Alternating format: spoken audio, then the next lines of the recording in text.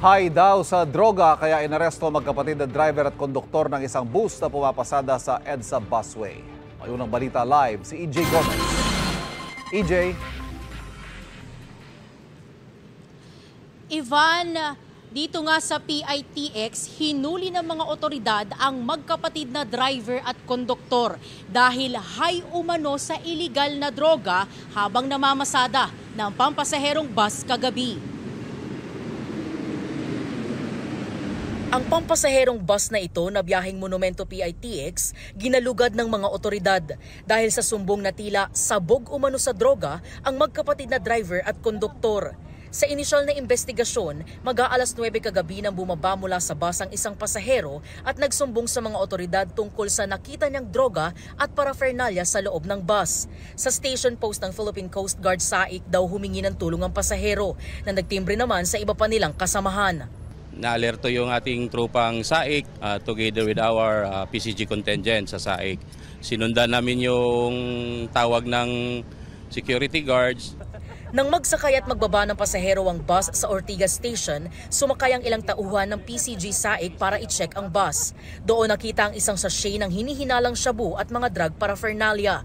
Nang makarating sa PITX ang bus, nilapitan ng mga otoridad ang driver at konduktor. Nandoon naman po yung item together with the paraphernalia. Doon makikita mo siya coming from sa malaking sachet, parang inuunti-unti, ito na lang yung natira. Tuliro raw ang dalawang lalaki nang lapitan ng PCG personnel para kausapin. Itinanggi nilang kanila ang drogang nakumpiska. Hay na hay ka. Ha?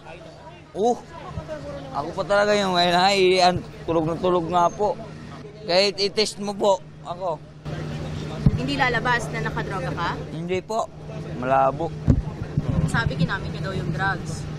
Ha? Ginamit niya daw yung drugs. Hindi Giit naman ang kapatid niyang konduktor.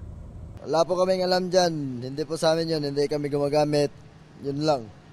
Hindi ako matras sa drug test, ma'am. Maya-maya pa. Gumagamit po ako pero minsan lang. Ano kadalas yung minsan? Pero ngayon, hindi po ako gumagamit. Yung last ko po, last month pa lang. At maya-maya ulit. Sino nagsabi, ma'am? May droga kami, ma'am. May nakitang droga. Nakita lang, ma'am, pero hindi sa amin yun. So kanino yun? Ewan ko lang po, ma'am.